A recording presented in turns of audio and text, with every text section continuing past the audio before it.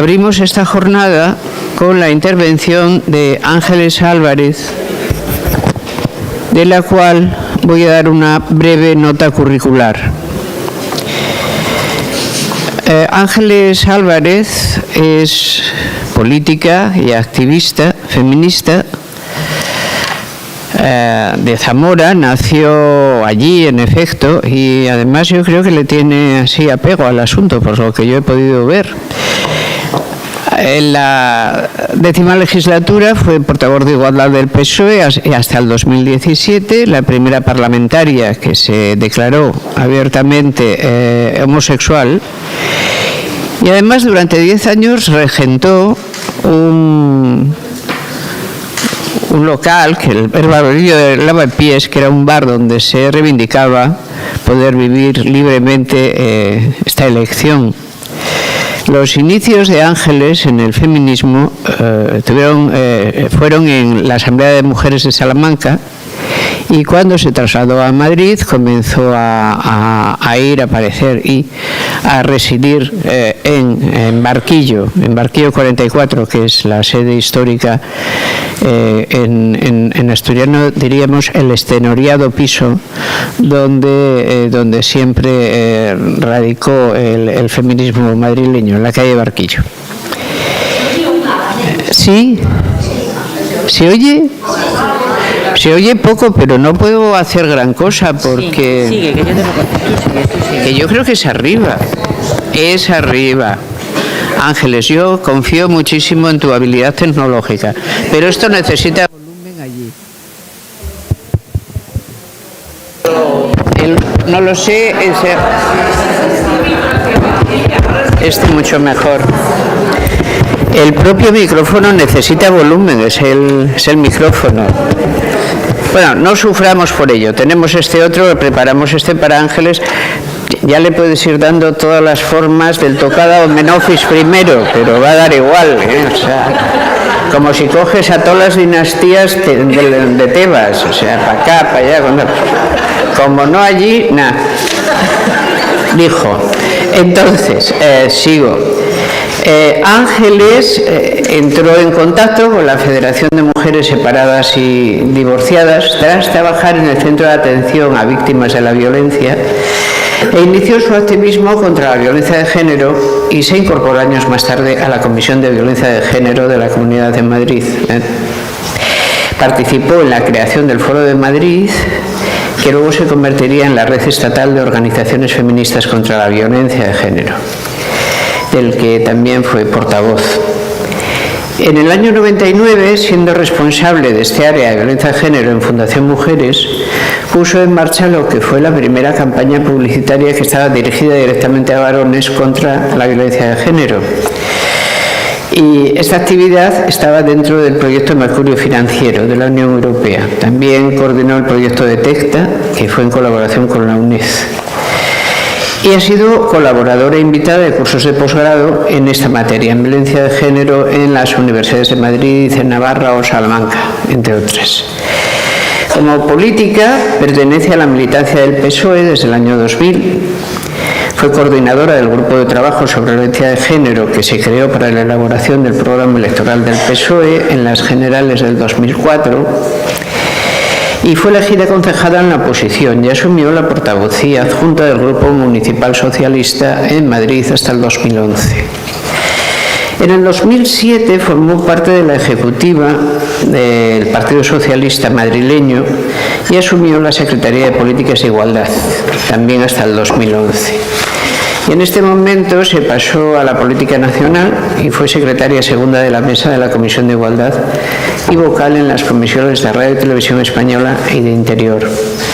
Ángeles, siguiendo, digamos, en esta estela curricular política, ha sido portavoz del PSOE en la Comisión Mixta para las Relaciones con el Defensor del Pueblo y portavoz de Igualdad del PSOE en el Congreso de los Diputados. En el año 15 asumió la Secretaría de Igualdad y Diversidad del PSOE. Actualmente es presidenta de la Asociación en Clave Feminista y miembro del patronato de la Fundación Mujeres.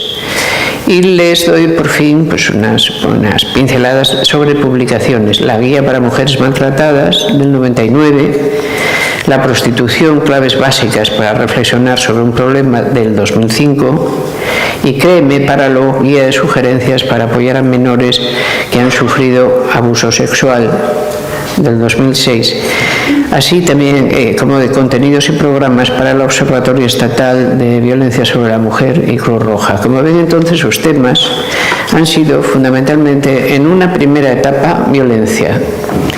Y una segunda etapa abre mucho más el foco y está en todos los asuntos de participación y paridad política.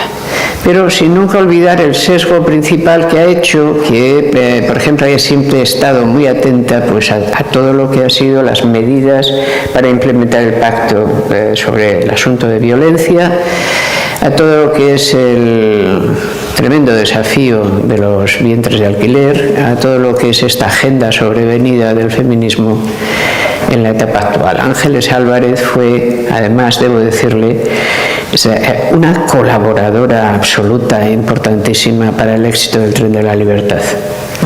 A decir verdad, Begoña, tú recuerdas cuando no sabíamos cuántas podíamos llegar a ser, y entonces afortunadamente teníamos un plan B. Es muy importante tener el plan B. Nosotras llegamos a Madrid, pensamos, vamos en el tren, por supuesto, y que resulta que somos 24, pues vamos por la acera. Este era el plan B. Era un plan B, como ven, importantísimo. Pero esto no ocurrió porque, entre otras muchas cosas, naturalmente, el servicio de recepción en Madrid, organizado por Ángeles Álvarez, entre otras, pero por ella especialmente, hacía que nada más llegar nos encontrábamos más o menos cuántas personas podía estar allí cuando simplemente aparecimos. Ya las primeras 20.000. Sí. ¿En la estación? Sí. Sí, entonces ya dices, vamos a poder por la calle. No hace falta plan B. Ángeles, en aquel momento te quedamos muy reconocidas por esto, como por haber organizado también la entrega de la propia petición manifiesto en el Congreso, y por todo lo demás sabemos que siempre has sido una gran amiga, un gran apoyo. Y también te queremos decir hasta qué punto lamentamos que no sigas en el Congreso en esta legislatura. Yo creo que te lo tengo que decir.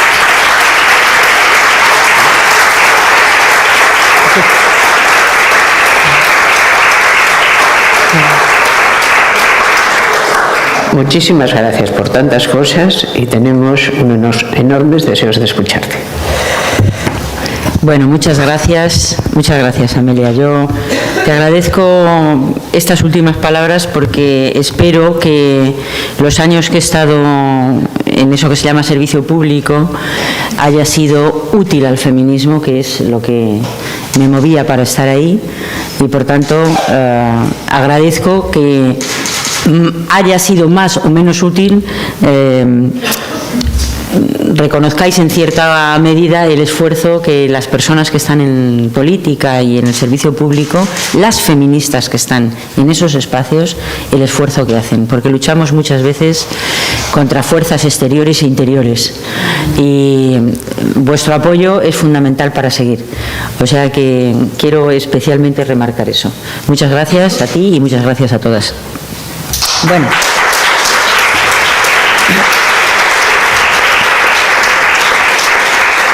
Y ahora, para hacer gala de la cosa esta sobria de Zamora, pues vamos a la tarea, ¿no?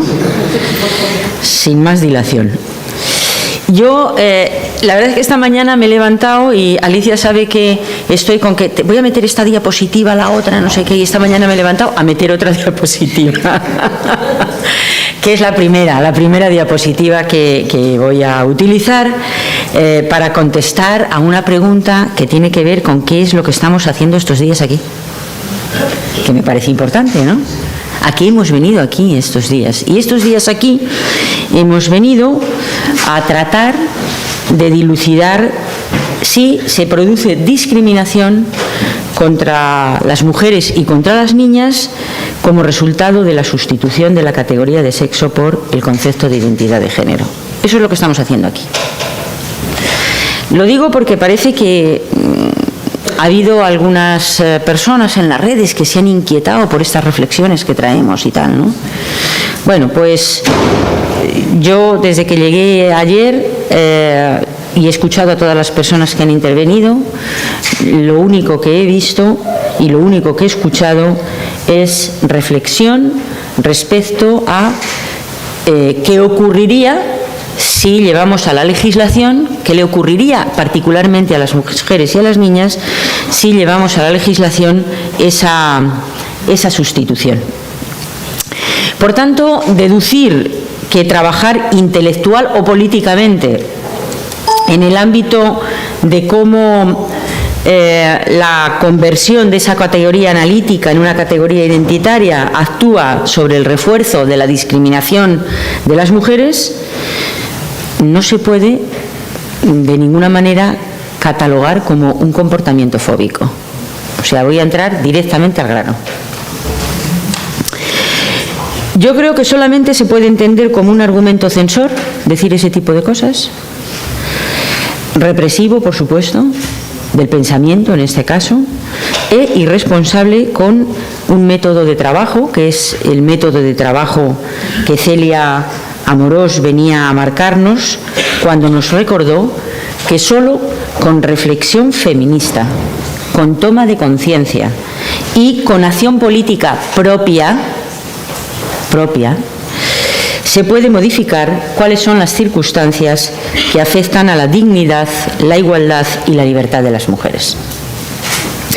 Así que vamos, por tanto, a seguir haciendo reflexión feminista a lo largo de la mañana. Vamos a tomar conciencia con ayuda de todas las personas que van a intervenir y ya han intervenido, y sería bueno que cuando terminen las jornadas pensemos también en cómo establecer cuáles serían las acciones políticas que como feministas tenemos que emprender como consecuencia de las conclusiones que aquí saquemos a lo largo de estos días. Eso sería, desde luego, la mejor respuesta que podemos dar a los insultos. Y yo lo que os animo es que cada vez que recibáis un insulto por reflexionar sobre estas cosas en las redes sociales, entre otras cosas preguntéis por qué se os cataloga, por ejemplo, con esas expresiones de fóbicas, ¿no? Que lo expliquen, porque solamente se utiliza el insulto y no se utiliza ninguna reflexión. Aquí estamos poniendo argumentos y en las redes solamente se contraponen insultos. Dicho esto, vamos a pasar a reflexionar sobre algunas de las cosas que han ocurrido. Mirad, Teresa Ulloa refirió antes de ayer, me parece que fue, en un artículo publicado en Tribuna Feminista, cómo Cuomo, que es el alcalde de Nueva York, había prometido a la comunidad LGTB que aprobaría una ley comercial sobre alquiler de vientres, sobre alquiler de mujeres, que creo que es el concepto que tenemos que utilizar, alquiler de mujeres, porque nos alquilan de arriba abajo, enteras, para fines reproductivos, y lo hizo esta misma semana.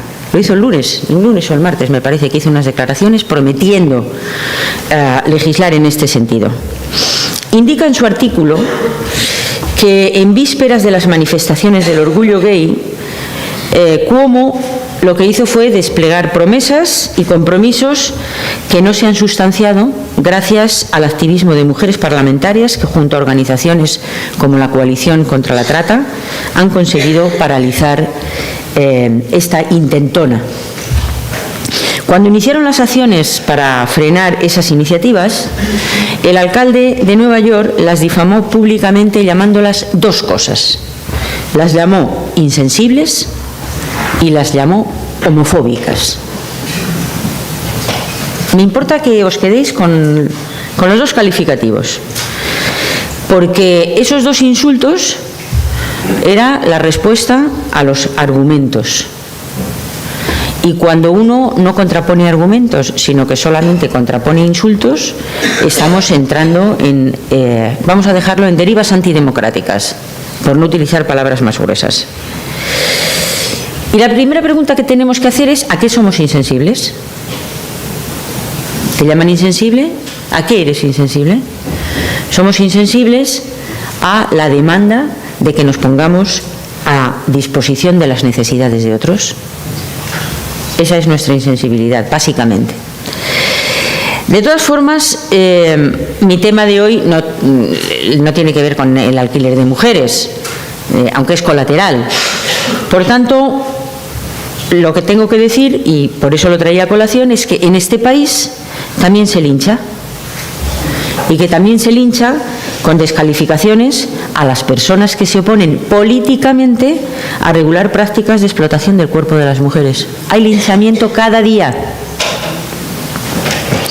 Creo que el grado de degeneración argumental de estos explotadores sexuales y reproductivos les lleva a servirse de expresiones como surrofóbicas o putofóbicas, alguien lo comentó ya con anterioridad aquí, para dirigirse a esas activistas que niegan que el cuerpo de las mujeres sea un bien colectivo y, por tanto, un bien disponible y mercantilizable para satisfacer las clásicas demandas del patriarcado en materia sexual o reproductiva. La cosa de la descalificación como estrategia no está solo en las redes sociales, está en otros ámbitos también. Por ejemplo, creo que muchas conocéis que yo misma he sido tachada de transfóbica cuando he defendido en el Parlamento, y me importa mucho contar a colación de qué venía ese calificativo, que en relación al género manifestado y al género sentido, dos expresiones que aparecían en un proyecto de ley, debe de ser de aplicación la vocación de permanencia que han de tener los apuntes del registro civil a efectos de garantizar la seguridad jurídica. Ese fue el motivo de que me pusieran esta etiqueta, ¿no? Esta cuestión, esto no está circulando, ¿verdad?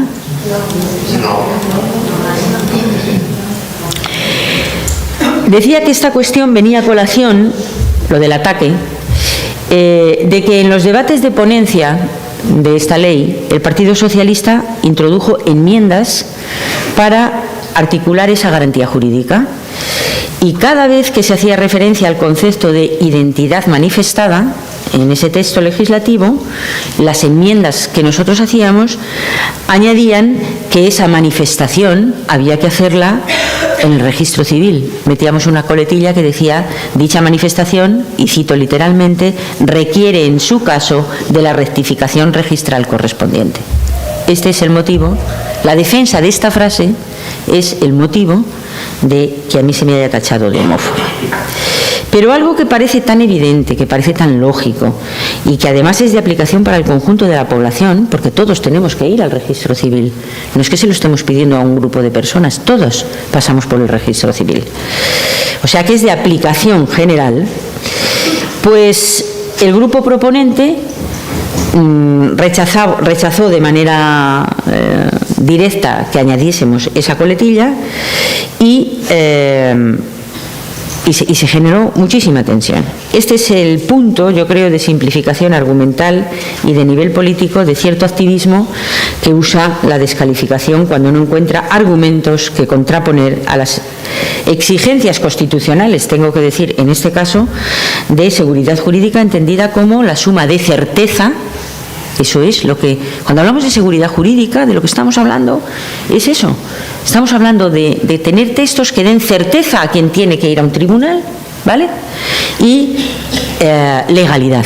La suma de esos dos conceptos es lo que articularía eso que llamamos seguridad jurídica. Por tanto, calificar de transfóbico la demanda de cierta estabilidad en el registro civil no es solamente irreflexivo, sino que solo se entiende si se busca atemorizar. Y esto me parece importante. ¿Y a quién se busca atemorizar? Pues a quien discrepa, en este caso, de una redacción de un texto que tiene una lógica aplastante. Voy a cambiar de tercio para decir que en este país la verdadera preocupación del movimiento feminista sobre los riesgos de legislar bajo los parámetros de la teoría queer aparecieron tras iniciarse la tramitación parlamentaria de la conocida como la Ley de Igualdad LGTB, cuyo nombre exacto, y me importa mucho remarcarlo, el nombre exacto es, o fue, proposición de ley contra la discriminación por orientación sexual, identidad o expresión de género y características sexuales y de igualdad social de lesbianas, gays, bisexuales, transexuales, transgénero e intersexuales. Esto resulta interesante porque se han aprobado ya varias leyes autonómicas que introducen todo lo que podríamos llamar la terminología queer. Eso ya está. Es decir, este fue un debate que estaba en el Parlamento, pero en los parlamentos autonómicos ya se han aprobado leyes que ya han introducido la terminología queer en la legislación autonómica. Creo que es importante que se tome conciencia de por qué había quien pensaba que el texto de la ley trascendía en varios puntos las legítimas reivindicaciones de igualdad. Yo creo, hace un rato me hacían una entrevista por ahí, que no hay ni una sola persona en esta sala que no esté en la defensa de los derechos civiles del colectivo LGTB y a favor de implementar las medidas pertinentes en la política pública en contra de la discriminación del colectivo LGTB. Esto es que es incuestionable y es importante que lo pongamos como cimiento del discurso que después vamos a establecer. Ni una sola persona de esta sala lo pone en cuestión. Creo que, sin embargo, hay muchas personas en esta sala y fuera de esta sala que están preocupadas de cómo, utilizando esas legítimas reivindicaciones, hay sectores que están introduciendo algunos elementos que distorsionan y la parte más preocupante, ponen o pueden poner, que es la reflexión que estamos tratando de hacer aquí estos días, en riesgo derechos adquiridos por el conjunto de las mujeres. Por tanto, hay que hacer una declaración de fe, porque nos lo ponen en cuestión, de que estamos como movimiento absolutamente comprometidas. Es más, voy a decir una cosa.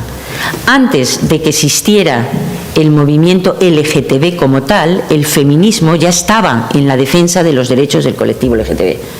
Esto es importante que lo sepamos, porque habláis de cronología, pues vamos a la cronología también con estas cosas.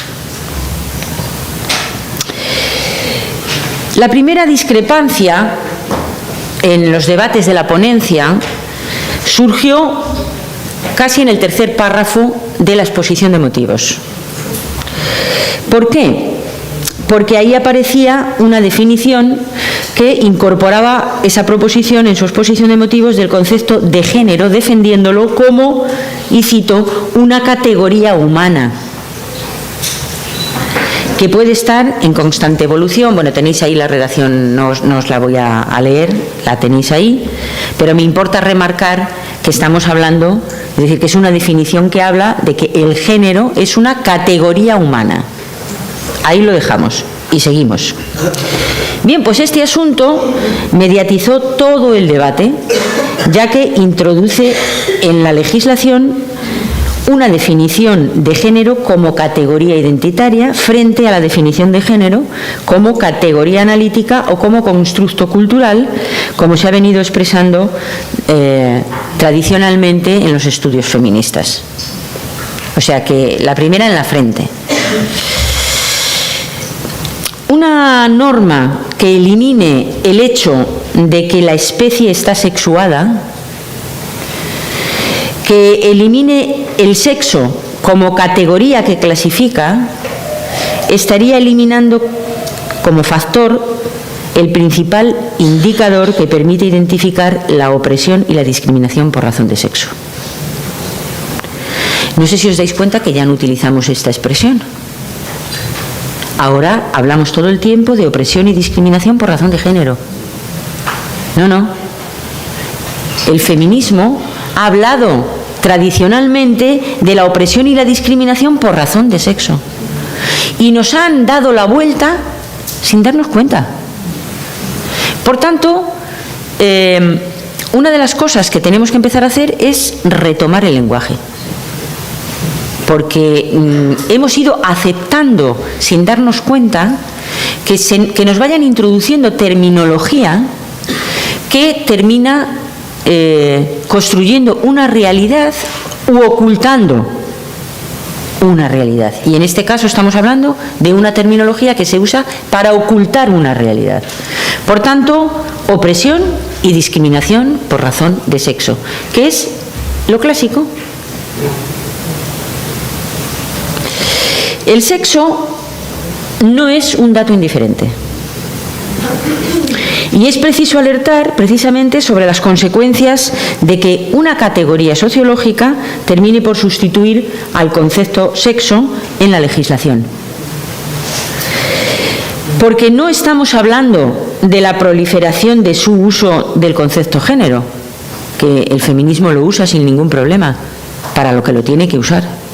Estamos hablando de la sustitución. No es lo mismo. A mí me parece estupendo que haya proliferado en el marco de aquello para lo que es útil. Pero si jugamos a la sustitución, entonces es cuando surgen los problemas.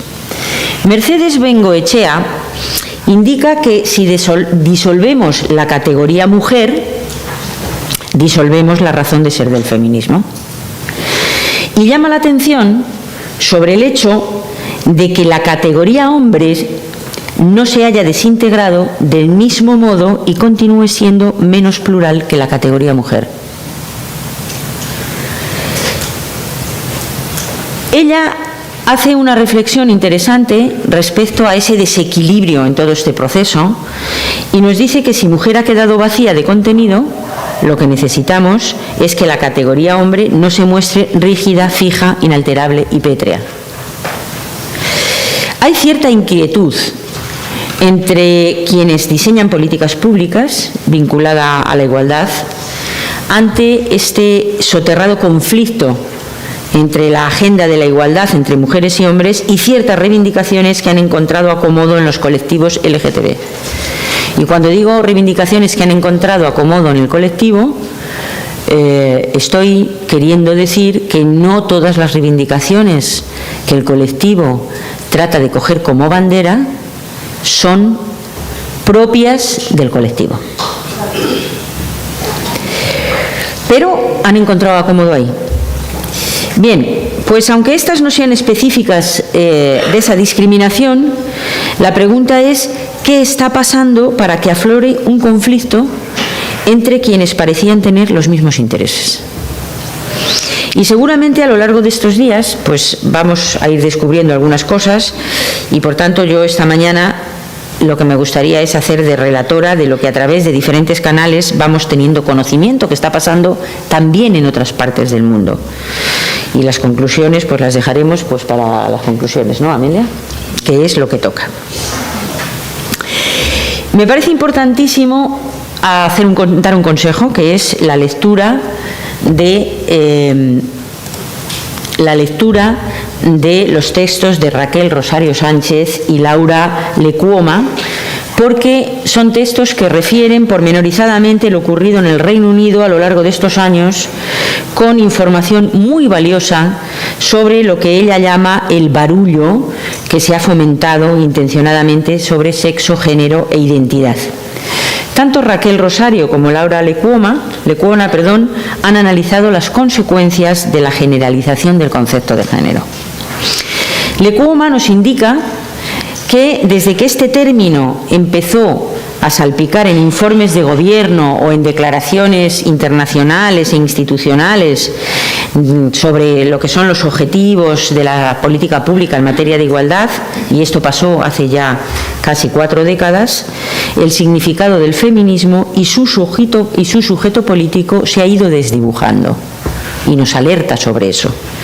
Pero no solo se desdibuja el sujeto político, la verdad es que al sacar el género de la caja de las categorías analíticas para reconfigurarlo como el elemento identitario, en la práctica lo que estamos es dando a la construcción cultural de la masculinidad y la feminidad más rigidez de la que tenía. Y ya tenía mucha, ¿eh? La consideración del género como categoría identitaria a la hora de la verdad lo que está haciendo es reforzar los estereotipos y no pone en cuestión el modelo patriarcal androcéntrico. Por tanto, hay que ver cuál es la utilidad de esto. No del concepto como categoría analítica, sino de el mal uso del concepto. Por eso no es sorprendente que el sistema prefiera la aceptación de género como identidad a proteger que como sistema a abolir. Lecuona también nos pone de manifiesto que las estructuras no se trastocan con lo que ella denomina, y voy a abrir comillas, algunas personas que a fin de cuentas lo que buscan es amoldarse y encajar. Eso no trastoca estructuras. Esto lo pone en contraposición además con el hecho de que lo verdaderamente incómodo es el feminismo y sus pretensiones. Lo que genera incomodidad tiene que ver con el hecho de que las mujeres del mundo se unan para transformar el sistema que las tiene sojuzgadas. Esto es lo que es verdaderamente revolucionario. Por eso es preciso que antes de sumarnos a cualquier causa, analicemos qué es lo que esa causa pone en cuestión. Esto me parece fundamental. Es decir, tenemos que dejar de funcionar con las emociones permanentemente. Las emociones tienen su ámbito y la razón el suyo. Y lo que estamos tratando de hacer es analizar qué causas ponen en cuestión qué cosas. Y eso es lo que nos va a permitir buscar alianzas con unos u otros colectivos. Analizar qué cosas ponen en cuestión determinadas propuestas va a ayudar a muchas también a comprender el porqué de la rapidez que han tenido algunas causas de llegar a sus objetivos frente a la lentitud de las conquistas de la agenda de las mujeres. Yo os animo a que reflexionéis sobre esto, pero la clave está en los debates que estamos teniendo a lo largo de estos días aquí. Cuando Lecuona analiza las diferentes definiciones, que una de las cosas que hace es analizar las definiciones que se hacen de qué es identidad de género en distintas legislaciones que se han ido aprobando en distintos lugares, ¿no? Y cuando ella hace este análisis, llega a la conclusión de que la llamada identidad de género es una abstracción. Y destaca el hecho, y esto me importa, de que en todas las definiciones que analizó, en diferentes textos legislativos, se usaban expresiones como percepción, sentido interno o convicción personal. Y a partir de ese hecho, pues muestra gran preocupación. ¿De qué se preocupa? Pues se preocupa de que esas definiciones, que son subjetivas, estén llegando a legislaciones de muchas partes del mundo cuando ni siquiera se explica en los textos legales, y cito, en qué consisten dichos estados mentales. Cierro comillas.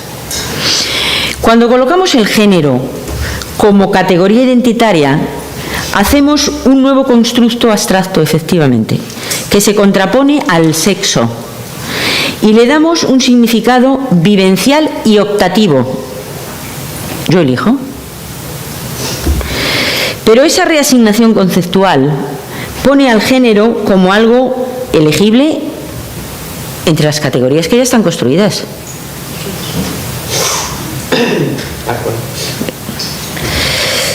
El problema es que no podemos abrir ni cerrar este debate si previamente no nos contestamos a la pregunta de qué significa ser mujer. Y este sistema hace ya una definición de qué significa ser mujer, que creo que no nos gusta mucho. Porque esta es la cuestión de fondo.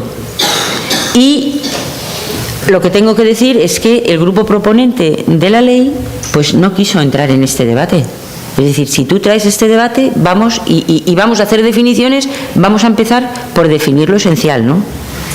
Para la tranquilidad de todas, y Amelia eso se lo conocerá mejor que yo, lo que sí tenemos es la certeza de que las mujeres somos seres humanos, ¿no? Porque eso nos lo concedieron en el 584.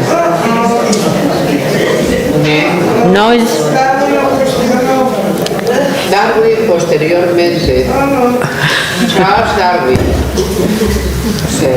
Darwin, al cual pertenece de alguna manera todo el registro explicativo universalizable de en qué consiste ser un ser humano en el proceso de administración, digo, a no ser que queramos sacar una explicación del registro religioso, que ya no es el caso, tenía sus dudas. La verdad es que tenía sus dudas. Bueno, no es por echar algo un borrón en la no impoluta cuenta de Charles Darwin, pero siempre el estatuto completo de lo humano ha sido objeto de litigio, o ser el estatuto completo de la humanidad cuando naces en el sexo no correspondiente. Bueno, en todo caso... Bueno, pero en el 584 que te hemos interrumpido... Convenio de... concilio. ¿Cuál era?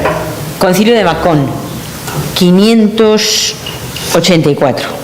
Por un voto de diferencia. Pero bueno, oye, aunque fuera por un voto, somos seres humanos, o sea que bueno, está bien. Es que me parece importantísimo. Bien, proseguimos. Bromas aparte. Y volviendo a las reflexiones a las que nos abocan las autoras que os refería con anterioridad. Estas autoras nos refieren la situación fundamentalmente en el Reino Unido, y allí se ha puesto de manifiesto otras preocupaciones, por ejemplo, cómo sustituir el concepto sexo por el de género. El sexo deja de ser importante en esas legislaciones como un hecho concreto. Un hecho concreto que se define como un hecho verificable. El sexo es verificable. Frente a algo que la ley define como un sentimiento y que sería, por tanto, subjetivo e imposible de comprobar. Para ella, el género pasaría de un constructo cultural que está en la sociedad a estar en la cabeza de cada persona. En todas las legislaciones que se han implementado aparece el concepto de sexo asignado al nacer, por nacimiento, ¿no? Entonces, la expresión es sexo asignado en el momento del nacimiento. Esa es la expresión que aparece en todas las normas. No sé, Ángeles, esto no, a ver, eso no es una precisión pequeña, ¿no? En el momento, por ejemplo, de la menarquia, ¿se encarga tu propio cuerpo de explicarte si te asignaron bien o hay una distancia a la que tienes que ir? No, me choca mucho, Amelia, que aparezca en la legislación esa expresión, porque eso significa admitir... Es que es como si fuera un sexador de pollos. Claro, que el sexo se asigna. Dice que es una cosa que es muy difícil de percibir, sí. Y hay que estar allí con atención, que ¿para qué? Dice, esto va a ser pollo, me lo cargo, va a ser gallina, espera a ver. Es demasiado artificioso considerar las cosas así. Es demasiado artificioso. ¿Por qué no se hacen mujeres? Porque primero la visión del asunto es bastante más sencilla que la del sexador de pollos. Claro. Es eliminar, es decir, suponer que hay un proceso de asignación. El proceso de asignación es el género, pero el sexo no es ningún proceso de asignación. A no ser en los escasísimos casos donde por la apariencia externa de los órganos digas, pues no sé, que eso se parece mucho más al caso de, quiero decir, las aves es muy difícil en asignar sexo. ¿Por qué? Porque sus órganos están prácticamente en la cloaca, es una cosa difícil, pero hablar en estos términos es bueno, pero son expresiones que aparecen, ¿no?, en las leyes. Ese es el problema. Bien, entonces el sexo no se asigna aleatoriamente ni caprichosamente. Es una categoría biológica concreta que se ve de inmediato. Excepto en poquísimos casos. Dice que, ¿y dónde está el problema? En que esa asignación que se hace vinculada a un hecho tangible no tiene por qué llevar aparejada la asignación o imposición de comportamientos sociales diferenciados. Esa es la pela en la que estamos, no en la de la asignación.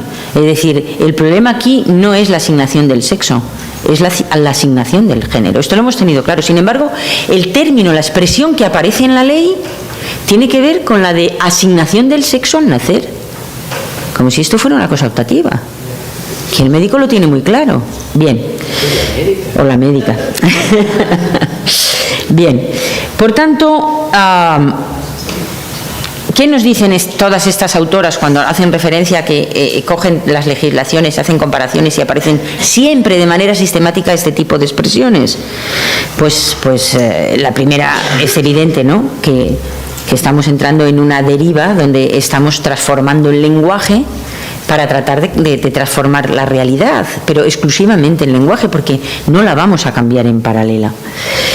Además, bueno, es indiscutible que las personas somos seres sexuados y efectivamente pues hay hombres, mujeres y personas, lo diré, intersexuales, gracias.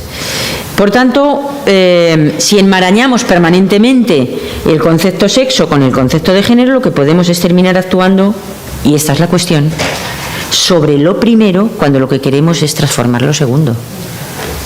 Esta es la cuestión de fondo. Al queerismo, yo creo que hay personas que se acercan porque parece algo transgresor.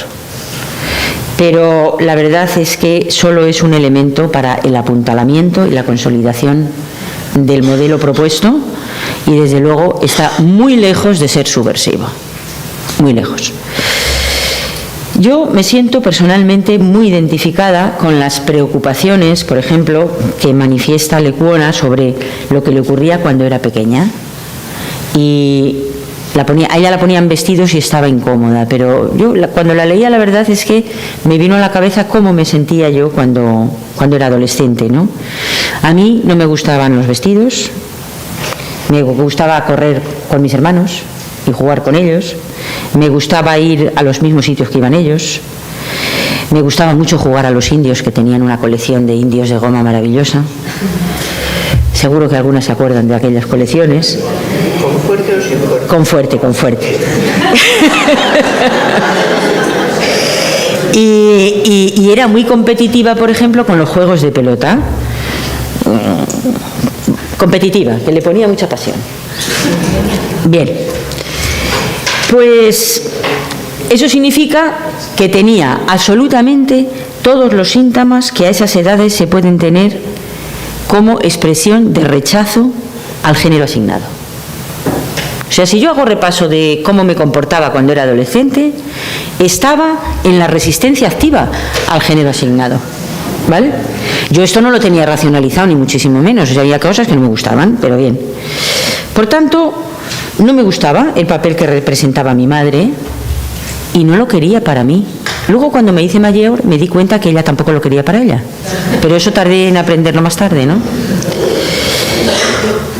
Lo que quiero decir es que hay muchas niñas que muestran incomodidad y rechazo a usar faldas, a jugar con las muñecas, a llevar el pelo largo, a llevar pendientes, a pintarse las uñas, a maquillarse, a llevar collares, a caminar con zapatos que sujetan su peso sobre un palito de 10 centímetros, que hay niñas que no son románticas, incluso hay niñas que no quieren ser madres, incluso.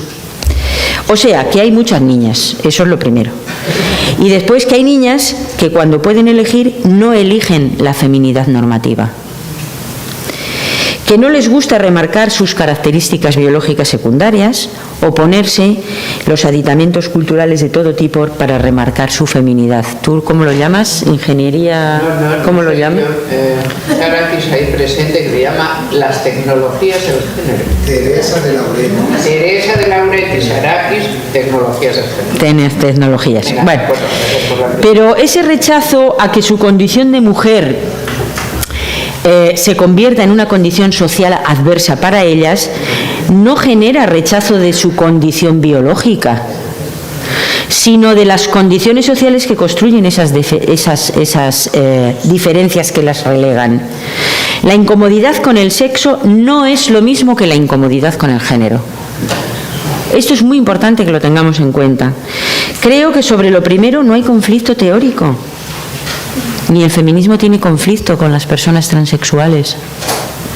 Mientras que existe gran preocupación sobre cómo se viene legislando respecto a lo segundo, cuando se confunde que los malestares de género no vinculan con la incomodidad con el propio sexo. La proposición de ley que se presentó en el Congreso define que personas con comportamiento de género no normativo son aquellas cuyo comportamiento, forma de vestir o de denominarse, etcétera, estoy citando, no corresponde a lo que culturalmente se espera del género que se les ha asignado. Os la voy a dejar en pantalla un minuto. ¿Por qué? Porque en esas definiciones aparece una definición que creo que es de mucho interés para este debate, que es el de la definición que a mí me parece paradójica con el feminismo del concepto de mujer u hombre cis. Si entendemos que ser cis es una mayor o menor aceptación del rol que se nos impone, no deja de sorprendernos que precisamente lo cis se defina como contraposición identitaria a una persona transexual. Es decir, a mí en la ley no aparece ningún otro concepto, porque mujer no se define. Se define a las personas transexuales, se definen a las personas, no se definen ni a las personas, ¿vale? Pero las categorías que nos dejan son esas: o eres trans o eres cis. No hay ninguna otra posible. Bien. La definición de transexualidad es un término que se refiere a una persona que se ha sometido a tratamiento hormonal y quirúrgico, estoy hablando de la ley, para adquirir la apariencia física de las personas del sexo opuesto. En realidad, lo contrario a una mujer cis es una mujer feminista. Eso es lo que yo pienso.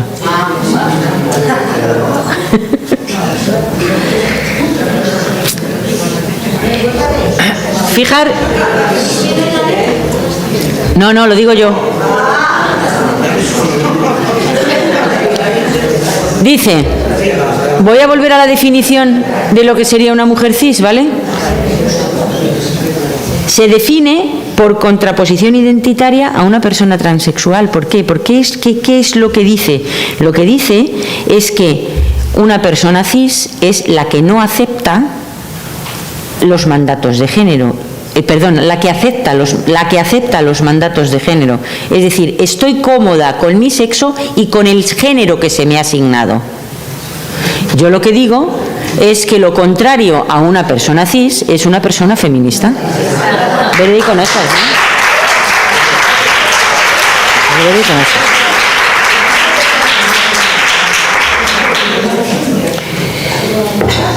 Proseguimos.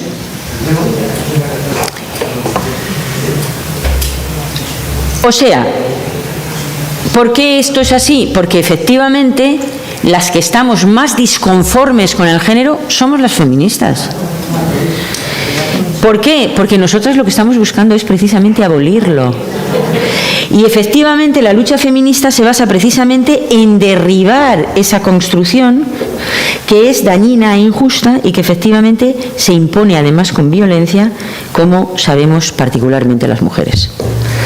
Lo que Lecuona reprocha es que muchas personas transgénero defiendan el estereotipo como rasgo intrínseco y que adopten roles estereotipados para remarcarlos como identitarios. Esta circunstancia, que apenas es apreciable en los hombres transexuales, sigue siendo aún hoy muy destacable entre mujeres transexuales, que remarcan la imagen estereotipada de las mujeres, aunque tengo que decir, en honor a nuestras compañeras transexuales, tengo que decir que cada vez esa práctica de amoldarse al estereotipo más sexista es una práctica cada vez más en desuso en ese colectivo, y esto es algo que tenemos que celebrar. Y yo creo que hay muchas personas que están transexuales que están haciendo estas reflexiones y que van a terminar acercándose a los postulados del feminismo en esta materia. No tengo ninguna duda. Y así lo espero, por supuesto. El feminismo pone de manifiesto que la feminidad es cultura estereotipada y que, por lo tanto, el género no es parte de la naturaleza humana. Cuando Margarita Pisano indica que no vamos a lograr desmontar la cultura masculinista sin desmontar la feminidad, no hace otra cosa que indicar cómo correlaciona precisamente la intensidad de lo masculino y de lo femenino, y que mientras no decaiga precisamente el sistema que divide rígidamente los papeles que tenemos que interpretar unas u otros, la emancipación va a ser imposible. Es decir, que para nosotras desmontar la construcción cultural de género es un objetivo, mientras que el queerismo ha terminado de facto, una cosa es la literatura y otra es tocar tierra, por introducir en la práctica política un reforzamiento de las propuestas rígidas que propone el patriarcado. Este es el problema de fondo y esta es la cuestión y el debate de fondo. El queerismo yerra cuando propone que la conformidad con el sexo pueda implicar algún tipo de acuerdo o conformidad con los mandatos de género, que es lo que hace cuando hace esa definición de qué es lo cis, ¿no? Por eso la definición de cisexual es un concepto tramposo y antifeminista. En sentido inverso, tampoco la disconformidad con el cuerpo implica disconformidad con los mandatos de género. Si le damos la vuelta, esa es la denuncia que cabe hacer. Dicho de otra manera, el feminismo ha puesto de manifiesto que la inconformidad con el género no implica transgenerismo en absoluto. Pero no estamos ante divagaciones teóricas y por eso hay esta gran preocupación en el movimiento de mujeres que percibe que la aceptación del queerismo supone cambiar el objetivo y el sujeto de la lucha feminista. Lecuona nos dice que esos planteamientos suponen aceptar que el problema de las mujeres ya no está en el sistema social, sino en la persona. Ya no se trata, por tanto, de acabar colectivamente con el género, sino de adaptarse individualmente a él. Y eso supone confundir los conceptos teóricos centrales del feminismo, olvidando precisamente que el sujeto político somos las mujeres en plural. El feminismo nunca ha considerado el género como identidad y, por tanto, no es como tú te percibas, sino el destino que la sociedad te asigna. Este es el problema y esta es la cuestión de fondo. Lo que la sociedad te depara lo hace por tu biología. Esto lo sabemos y esto nos lo quieren borrar del mapa y por tanto tenemos que estar muy atentas a la cuestión. ¿Qué dice Millares? Que la vamos a citar.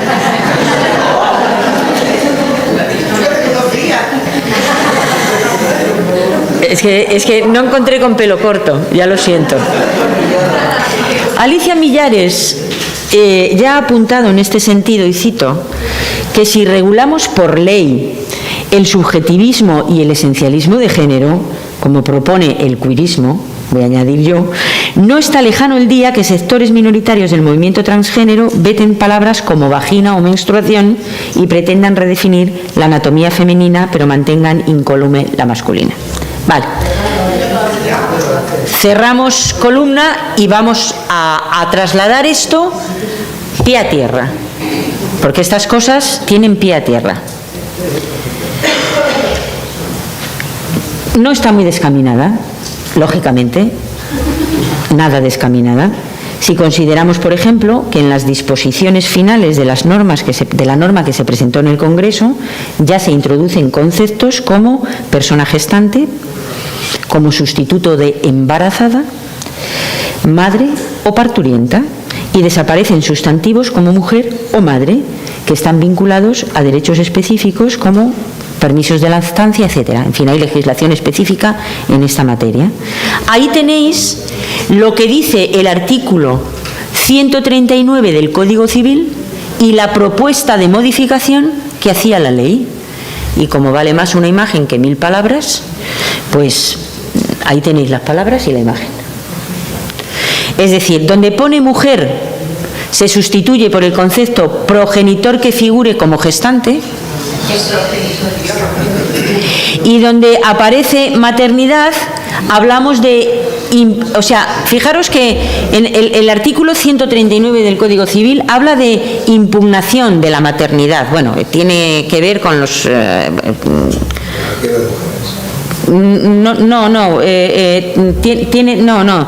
tiene que ver con temas de filiación de los menores, ¿vale? Pero aquí este viene genial para los alquiler de bienes. Claro, es que está hecho a medida. Está hecho a medida.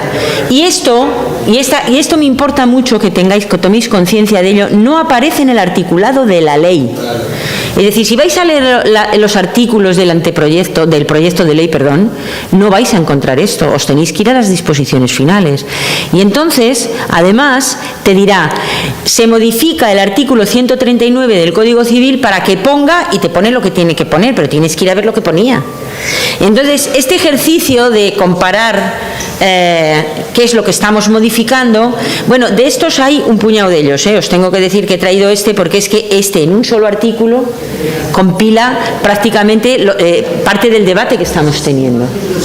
Lo bueno es lo de que figure como gestante. Sí. Porque eso es buenísimo, es la atribución gestacional. No, que dentro de todo ese artículo, de nuevo la sofisticación lingüística, o sea, decir que alguien figura como gestante, atributivamente, es decir, que se lo podías cambiar de sitio, no sé si me explico. Dice, no, usted es que figura como gestante. Dice, bueno, sí, propiamente soy una mujer embarazada de 8 meses, estoy a punto de. Dice, no, figura usted, es como lo de el sexo atribuido. Dice, ¿cómo va alguien a figurar como gestante? O gesta o no gesta. Y si gesta es una mujer, vaya, no hay más cáscaras. No, eso es lo que te niegan. Esta es buenísima, lleguemos ahí. Bien, pero a mí me parece que el ejemplo es... Sí, pero cuenta lo de aquella que nos hablaba, que es tan interesante, por favor. La que decía que ella era padre.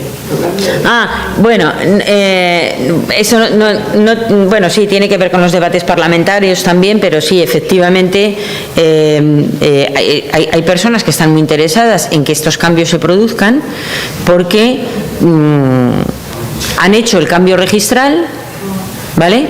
No hay un cambio físico y por tanto pueden quedarse embarazadas, pero no quieren, no que se les llame en femenino, que vas al registro, lo cambias y punto. O sea, en este país no hay conflicto con eso, es que esto también me importa que se sepa.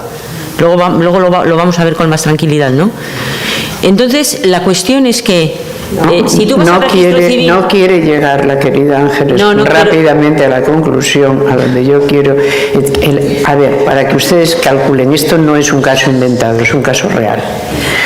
Esta es una señora que decide que su asignación de género no le gusta nada y que ella prefiere pertenecer al siguiente. Yo le voy a llamar el contrario, no sé si somos contrarios, consanguíneos, no sé qué somos, al siguiente. Entonces, mediante la hormonación que toque y tal, consigue una cierta apariencia, barbita y tal, occidental, porque claro, los orientales no tienen, vete tú a saber, estos son siempre, estamos tratando con apariencias. Pero se queda embarazada y dice que es el padre de la criatura, el padre. No quiere ser la madre porque ella ya no es una mujer, ahora es el padre. Y quiere figurar como padre de la criatura que ha gestado y parido. O sea, ¿a qué estamos dando? Yo sé que a ti no te gusta, pero igual que una imagen es clara, conocer una situación también aclara dónde nos estamos moviendo. Y por eso me parece, si fuera una invención dirías, bueno, no, es tal cual. No, está ahí, está claro. Bueno, proseguimos. Además de este asunto, Hay muchos otros en el texto que no son pacíficos, precisamente porque el traslado del queerismo a la legislación introduce situaciones indeseadas como consecuencia de definiciones que son vagas, que son confusas, que son imprecisas, que son contradictorias, que tienen que ver con esa asimilación de conceptos de sexo, género, identidad sexual o identidad de género. Esa utilización de convertir estos conceptos como todos como sinónimo de sexo, todo es sinónimo de sexo, genera confusiones y provocan una enorme inseguridad jurídica, como os he dicho antes. Bueno, también se han planteado cuestiones contradictorias cuando se pretende la adecuación de la diversidad sexual y el género con la documentación administrativa, ya que recoger, por ejemplo, datos sobre la diversidad u orientación sexual colisiona de manera frontal con la Ley de Protección de Datos. Es decir, nos están diciendo, queremos que todos los registros administrativos introduzcan elementos que tienen que ver con la identidad de género y con las opciones sexuales. Ya, pero es que la Constitución prohíbe preguntar sobre esas cuestiones. Es que todo eso atenta contra la ley. Entonces, tendríamos que cambiar la ley para poder introducir eso. Y a partir de ese momento podemos empezar a preguntarle a los ciudadanos con quién se acuestan y con quién se levantan, pero mientras no podemos hacer eso. Entonces, había muchas distorsiones que habría que corregir con estas cuestiones. Mirad, las letradas del Congreso también llamaron la atención sobre el concepto de identidad sentida y dicen literalmente, esto es muy interesante, dice, se llama la atención sobre el hecho de que respecto a la identidad sentida, cuando ésta es discordante con la derivada del principio de fe pública, o sea, lo que tenemos en el registro, introduce una distorsión importante del sistema punitivo y una vulneración de derechos fundamentales como son el derecho a la tutela judicial efectiva que consagran los artículos, bueno, y se pone a citar y cita, que es a lo que voy, todos los artículos del Código Penal que están vinculados con la violencia contra las mujeres. ¿Vale? Dice, este conflicto lo refieren respecto del concepto de identidad sentida, no respecto de las mujeres transexuales. Esto me importa mucho también remarcarlo. ¿Por qué? Porque las mujeres transexuales, a todos los efectos, ya hoy les asiste todos los derechos de la Ley 1/2004.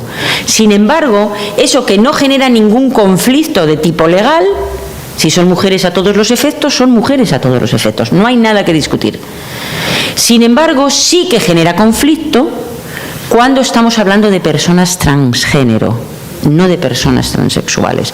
Esa es la llamada de atención que están haciendo las letradas, porque esto implicaría, o sea, que les asistiesen todos esos derechos, implicarían, por ejemplo, el ingreso en casas de acogida, por poner un ejemplo.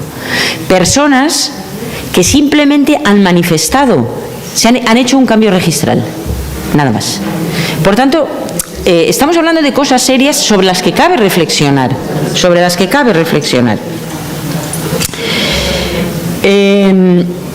Fijaros si esto es así, que ahora voy a poneros un ejemplo de los problemas derivados de una mala praxis legislativa y que se puso de manifiesto en México, donde el Instituto Estatal Electoral y el de Participación Ciudadana abrieron el año pasado, en 2018, a petición, y esto lo quiero remarcar, de activistas transexuales, lo pidieron activistas transexuales, una investigación en el estado de Oaxaca,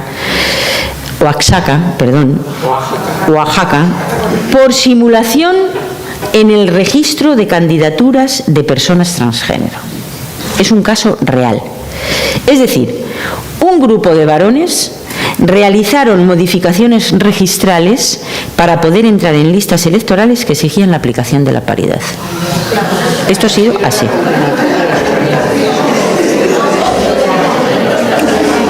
No, a ver, lo de Oaxaca es la continuación de lo que sucedió con las Juanitas.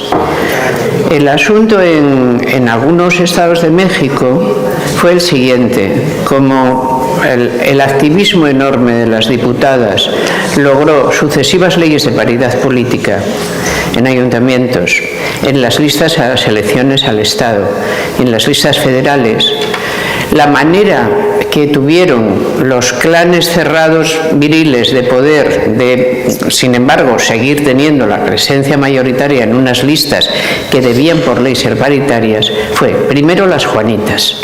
Las Juanitas le llamaron hacían en efecto la lista paritaria, pero las mujeres, una vez electas, inmediatamente renunciaban.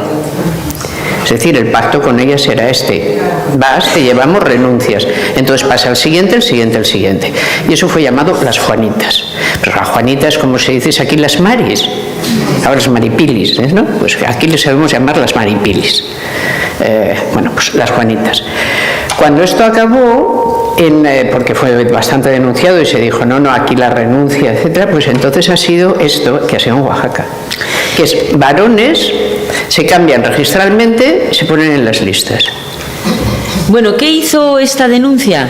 Pues poner de manifiesto un boquete de una ley que no daba certeza jurídica a ese concepto de identidad sentida y puso en evidencia a unos legisladores que no habían reflexionado sobre el impacto y colisión con otra legalidad, que era la de la paridad en este caso. Por tanto, aquí el dato de interés es que una norma jurídica permitió que el 25% de la candidatura le fuesen arrebatadas a las mujeres. Este es el resultado final. Es decir, construimos una legislación que está mal hecha, lógicamente, que no ha reflexionado sobre algunas cuestiones y que ha permitido de facto que, en este caso concreto, bueno, en el de Amelia mucho peor porque fue el 100%, ¿no? Se las quitaron a todas. En este caso, el 25%.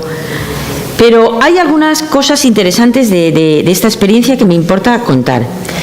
La primera, que fueron los propios activistas, ahí tenéis el documento de denuncia de una organización de transexuales mexicanos, que fueron las activistas transexuales quienes denunciaron el uso fraudulento y, fijaros, identificaron en los registros a los candidatos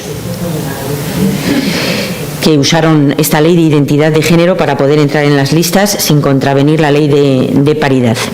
De los 19 candidatos que se registraron como mujeres, dice ese documento que tenemos ahí, 17 eran heterosexuales y algunos de ellos presidentes municipales en funciones que buscaban la reelección. Pero, además, todos los partidos lo hicieron. El Frente, dice el documento, registró a 6. La coalición PRI, PVM, PANAL registró 2. Nueva Alianza 2 y el Movimiento Ciudadano 1. O sea, fue una... ¿El PAN no compareció? No lo haría. ¿Vale? Te cito los que lo usaron. La denuncia también puso de manifiesto la facilidad para hacer fraude de ley cuando no existen condiciones más allá del comprobante del domicilio para el cambio de registro, del sexo en el registro. Y esto lo denunciaban los propios transexuales. Decía, la prensa mexicana recogió cómo los propios activistas transexuales que denunciaron el caso revisaron con integrantes de sus comunidades MUXE, que es como el término que utilizan ellos para las personas transexuales, quiénes eran esas personas. Y según estos activistas, solo 2, además de autoafirmarse como MUXES, en su vida cotidiana, estoy leyendo literalmente lo que dice esa nota, eran conocidas pública y notoriamente con sus nombres de mujer en sus comunidades. Cierro comillas. O sea, que los activistas también indican que los dichos y actos del día a día reafirman y consolidaban esa identidad MUXE, pero que la ley no había previsto ni tan siquiera eso.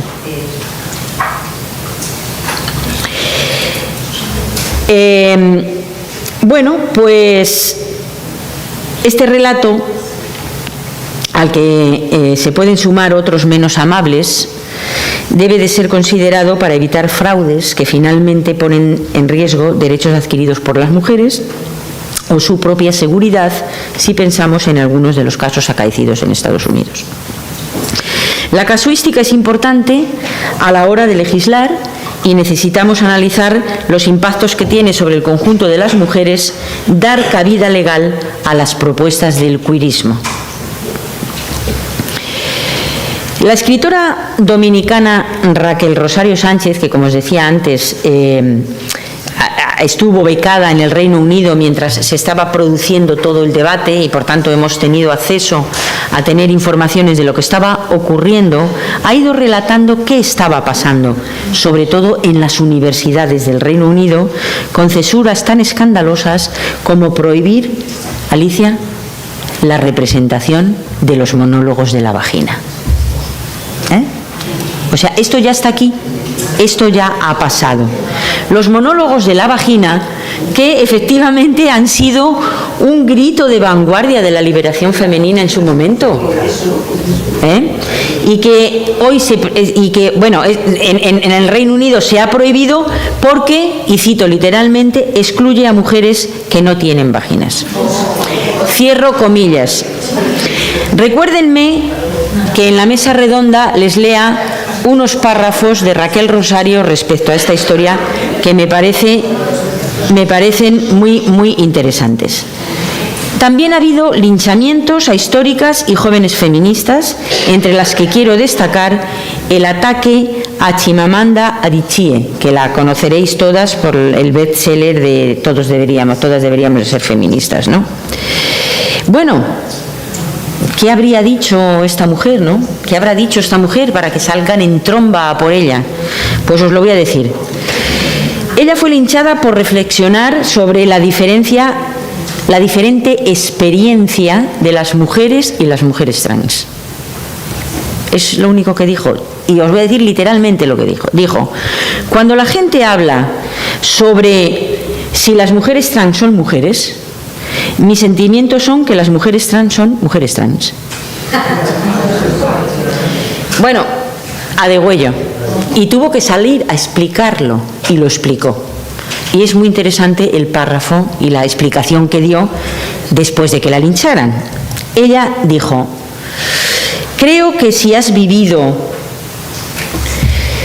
en el mundo como un hombre con los privilegios que el mundo atribuye a los hombres, es difícil para mí aceptar que podamos igualar tu experiencia con la experiencia de una mujer que ha vivido desde el principio como una mujer y que no ha disfrutado de los mismos privilegios de los cuales disfrutan los hombres.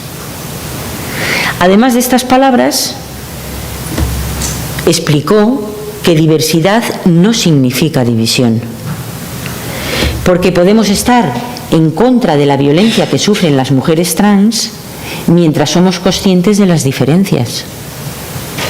Es decir, nos colocan en un espacio donde hay solamente dos opciones: o aceptas todo lo que digo o eres transfóbica. No tiene nada que ver. Estamos en la defensa de los derechos, por supuesto, pero no pasa nada porque contemos que hay diferencias. Es que hay diferencias, y hay sobre todo diferencias vivenciales, que son precisamente a las que hace referencia Adichie, ¿vale? Decir estas cosas no puede significar el linchamiento.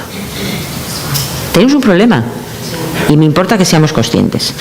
Bueno, rotundamente en contra de las propuestas lingüísticas del queerismo, Raquel Rosario nos recuerda que decir ellos oprimen a ellos, salvo que seas asturiana, que esto me parece importante remarcarlo, porque ya me explicó Alicia, ayer me dio unas clases ahí en el hall del hotel.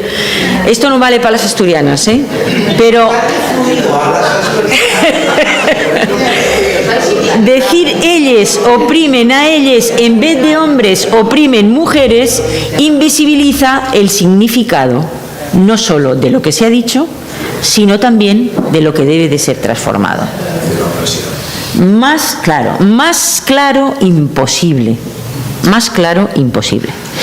El debate, por tanto, se juega a través de la ingeniería lingüística.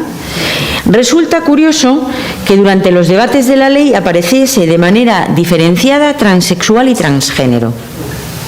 Y sin embargo, a medida del proceso del debate de la ley, se eliminara, el grupo proponente pidiera eliminar el concepto transexual y transgénero para que desapareciera todo y aparezca solo la palabra trans.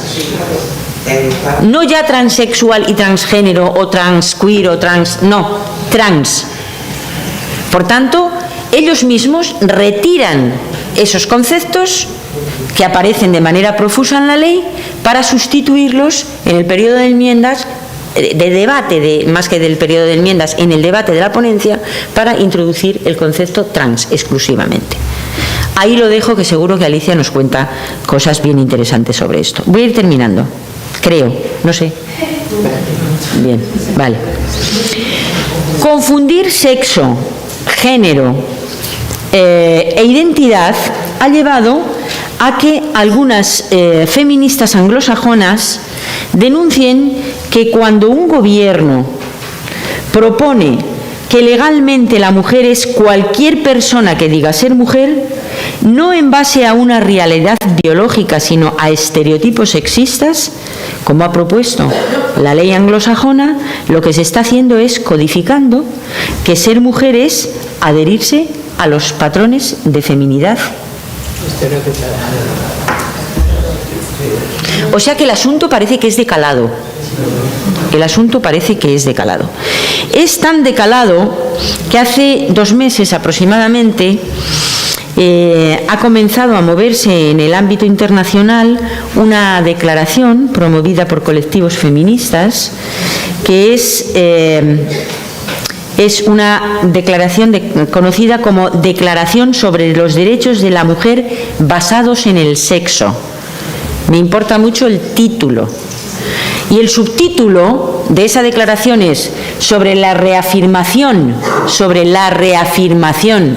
vamos a remarcar, de los derechos basados en el sexo de las mujeres, bueno, incluidos que resultan de la sustitución de la categoría sexo por la de identidad de género y de la maternidad subrogada y otras prácticas relacionadas. Bueno, esta declaración creo que es una declaración sobre la que tenemos que trabajar para ver cuántas cosas nos son útiles, que van a ser prácticamente todas, porque es una declaración que está enfocada a identificar, primero, lo que está pasando en los espacios internacionales. Naciones Unidas, Fondo de Población y Desarrollo, Aquí no somos vasijas y la RECAP denunciaron con un tema que no tiene que ver directamente con esto, que es el tema del alquiler de mujeres con fines reproductivos. Es un decantado esto. Sí. Es paradigmático. Sí, es un decantado, pero de hecho la declaración incluye las dos cosas, pero nosotras hicimos denuncia de la parte que tenía que ver con el alquiler de vientres.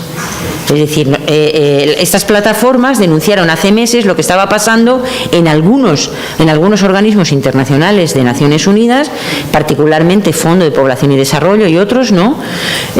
Cómo al final introducir toda esta terminología termina jugando en detrimento de lo que aquí se denomina como derechos de la mujer basados en el sexo, que es en lo que se basaban hasta el momento. ¿Vale? Por tanto, tenemos algunos problemas. Bien, es una declaración muy extensa que tengo que daros la noticia de que creo que la tenemos o la vamos a tener traducida a lo largo de la mañana. Porque son muchos folios y estoy esperando que me la manden por correo. Espero que cuando termine, yo se la pasaré a Amelia y ya veremos. En términos de conclusiones, ¿qué pasa con ella, no? Sí, dice que está pronunciada, sí, la misma que tiene Dublín. La pasamos a firmar. ¿Cuál? Esta, ¿no? No, yo creo que no. Yo creo que no hablamos de lo mismo. Bueno, en todo caso, esta extensa declaración denuncia y propone hacer las dos cosas. Denuncia, por ejemplo, que las organizaciones que promueven el concepto de identidad de género, dice, desafían el derecho de las mujeres y de las niñas a definirse a ellas mismas sobre la base del sexo y a reunirse y organizarse sobre la base de sus intereses comunes como sexo. Esta es una de las cosas que dice esta declaración. También denuncia que las políticas públicas basadas en el concepto de identidad de género que están siendo usadas por los gobiernos y esos organismos públicos amenazan la supervivencia de servicios, incluido el apoyo a las víctimas y los servicios de atención médica exclusivos de mujeres. También denuncia que la combinación de sexo e identidad de género está llevando al registro de datos inexactos y engañosos sobre la violencia contra las mujeres y las niñas, lo que dificulta el desarrollo de medidas efectivas destinadas a eliminar dicha violencia. Pero fijaros, os voy a poner un ejemplo que cursa en sentido contrario. ¿Vale? El Ministerio del Interior publica todos los años un informe del Observatorio contra los Delitos de Odio. En esos datos estadísticos, si entráis y veis la serie estadística que llevamos, me parece que vamos para 4 años ya de ese observatorio, vais a ver que aparece en el marco de los delitos de odio que las agresiones, la mayoría de quien sufre agresión sexual como delito de odio son mujeres. Eso aparece en ese informe. Y claro, te quedas así y dices, aquí hay algo que a mí no me cuadra, porque no están incluidas las agresiones sexuales que el Ministerio del Interior tiene en otro capítulo. ¿Por qué aparece en el Observatorio de Delitos de Odio? Porque son mujeres transexuales. Y me parece muy importante que veamos la diferencia. Por tanto, ese es un indicador que está ocultando un hecho que juega en contra de los intereses, en este caso, de las mujeres transexuales. Es decir, las mujeres transexuales, digo yo, que tendrán interés en poner en evidencia que son agredidas de una manera vergonzante y que son además, que uno de los principales delitos de odio vinculado a las mujeres transexuales tiene que ver precisamente con la violación. Entonces, las sacan de las violaciones, de la estadística de las violaciones de las mujeres, entre comillas, vamos a poner que eso está en los datos generales del Ministerio, y lo meten en el marco del observatorio como delitos de odio, pero sin indicar que son mujeres transexuales. Ahí, por tanto, lo estás ocultando. El propio Ministerio está ocultando la realidad de estas mujeres. Tenemos un problema, ¿no? Bien. Sobre multiculturalidad también hace algunas reflexiones importantes, porque dice que el concepto de identidad de género fue desarrollado específicamente a partir del cuerpo teórico de la posmodernidad y la teoría queer en Occidente, y se está difundiendo, dice, a través de poderosas organizaciones a nivel internacional, incluso en países donde el término género no existe en el idioma local, y es muy difícil, por tanto, que esa población entienda ni de qué están hablando. No, estoy terminando ya. Sí, es otra cosa. Ah, vale. Bien, venga, dale. Pero hago un apunte. Cuando Ángeles habla con esta suavidad de ciertas organizaciones internacionales, se está refiriendo directamente a las grandes organizaciones internacionales, las cuales evidentemente han desarrollado una cosa que llaman políticas de género, pero actualmente, pareciéndoles poco, están también queerizándose. Y esto produce ya la sofisticación aquí trasladada a Nepal, les juro que da unos resultados asombrosos. O trasladada a cualquier otro lugar donde no se esperara la comparecencia de este tipo de polisemias lingüísticas, ¿no? O de artificios lingüísticos. pero allí en realidad es que la función de algunas de las organizaciones internacionales en las cuales como ciudadanas solemos tener una confianza, por así decir, directa, no nos hemos preguntado por más, sino que calculamos que funcionarán bien, tendrían ustedes que verla sobre el terreno. Y prefiero no contar más. Bien. Otra de las cosas que dice esta declaración es que es muy larga, he sacado 5 cosas, ¿vale? Pero es muy larga. Como vamos a tener al final del día, pues estupendo. Dice que los Estados deben de garantizar que la palabra madre y otros términos que han sido usados tradicionalmente para referirse a las funciones corporales sobre la base del sexo continúen siendo usados en las actas constitucionales, la legislación, la prestación de servicios maternos y en los documentos políticos cuando se hace referencia a las madres y a la maternidad. El significado de la palabra madre no debería ser modificado para incluir a los hombres. Esto es lo que dice, literalmente. Los Estados deben de garantizar que las mujeres no podrán ser molestadas a causa de sus opiniones. Y aquí viene un asunto crucial. Es decir, que una declaración introduzca un elemento contra la censura a la reflexión feminista me parece importantísimo. Y dice, esto debería de incluir el derecho a mantener y expresar opiniones sobre la identidad de género sin ser objeto de hostigamiento, procesamiento o castigo. Quiero que seáis conscientes de que este párrafo no se mete de manera gratuita. Estamos hablando de un texto que promueven activistas de un país donde ya existe una ley de identidad de género que las está castigando, están siendo excluidas. Aquí ya tenemos algunos ejemplos. En esta sala tenemos una persona que ha sido acosada en Radio Televisión Española por emitir opinión respecto a cómo se ha hecho un tratamiento informativo que de facto era la promoción de una práctica que es ilegal en España. Eso está ocurriendo aquí hoy y es intolerable. Intolerable. O sea que no es un articulito que aparezca en la declaración porque sí, sino porque ellas ya tienen una experiencia acumulada de cómo se está utilizando lo que aquí ahora se maneja en clave de lo políticamente correcto. Allí ya se ataca con la ley. Por tanto, cuidado lo que nos estamos jugando.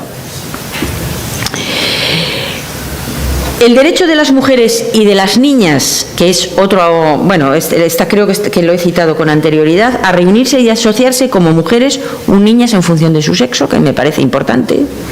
Y aquí hay muchas personas que están en organizaciones que ya saben que tenemos esos conflictos. Y finalmente, dos últimas cosas que me parecen importantes, que es que los Estados tienen que garantizar la adopción de medidas especiales de carácter temporal encaminadas a acelerar la igualdad de facto entre el hombre y la mujer, eso lo dice CEDAW, ¿verdad? Que sean de aplicación, dice, solo a las personas de sexo femenino y no discriminar a las mujeres mediante la inclusión de los hombres que afirman tener una identidad de género femenina. Es decir, esta declaración lo que dice es que las medidas de acción positiva son o deben de ser medidas de acción positiva para las mujeres. Termino.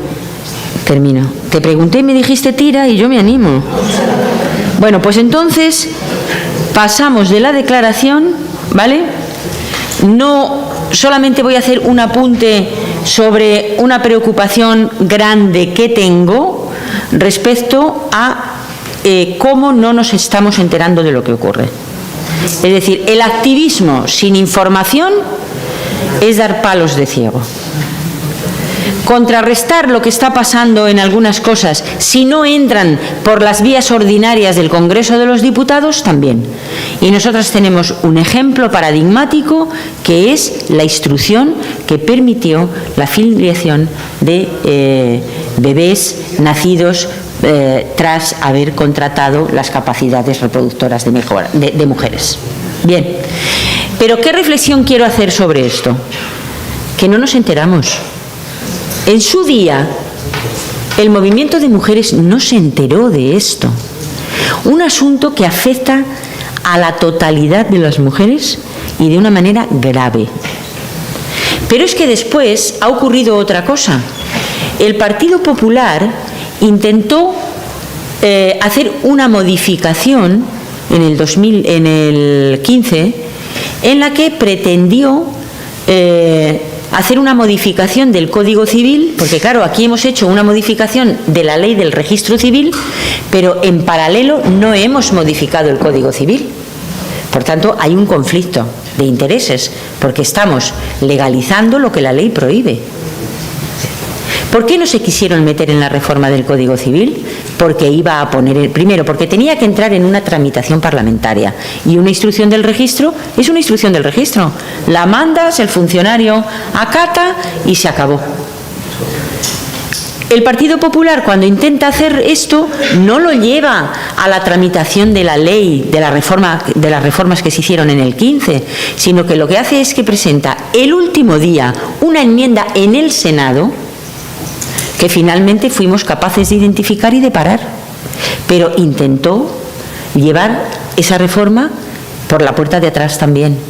Y hace 2 meses nos han intentado hacer esta modificación, una modificación a esta propia instrucción, para que no sea necesario pedir el ADN para certificar que el padre es el padre biológico. Es decir, que si eso hubiese seguido adelante, para que tengamos conciencia de lo que estamos hablando, si eso hubiese seguido adelante, a partir de ese momento estaríamos ante una situación de facto terrible, y es que con que tú manifiestes que eres el padre ya es suficiente. Vaya, parece que no son asuntos menores, ¿no? Bien, pues dicho esto, Amelia, me tienes que permitir, no me entretengo ya más con esto, que haga una reivindicación del concepto, lo primero, ¿eh? Y lo segundo,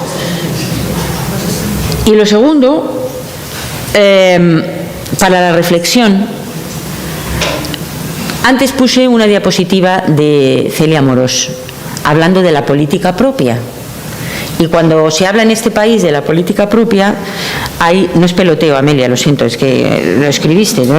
Hay que ir a las fuentes. Y la fuente de la política propia en este país es Amelia Valcárcel y su política de las mujeres, ¿no? Bien, ella afirma que para las mujeres la solidaridad es algo más que una virtud. Dice que es una necesidad supervivencial. Y como está aquí, y ella es la que más sabe de política propia, entendida como formación de el nosotras, que es de lo que Amelia habla en su libro, esa solidaridad compartida termina siendo una solidaridad estratégica. Es importante que no nos rompan, y van a intentar rompernos. Y el principal elemento de ruptura, Amelia habla de caballo de Troya, yo la he oído hablar de ese concepto, viene de la mano de este debate que tenemos. Por tanto, lo que estamos hablando aquí hoy, lo que nos va a contar cada uno de los ponentes que pasen por esta mesa, son los elementos que nos tienen que ayudar a discernir lo que está pasando muchas veces delante de nuestras narices sin que apenas nos demos cuenta. Yo tengo que dar las gracias a la Rosario Acuña por la valentía de plantear un debate tan incómodo, en el que además estamos todas tan incómodas, pero no podemos eludirnos, porque precisamente lo que está en juego es el nosotras. Muchas gracias.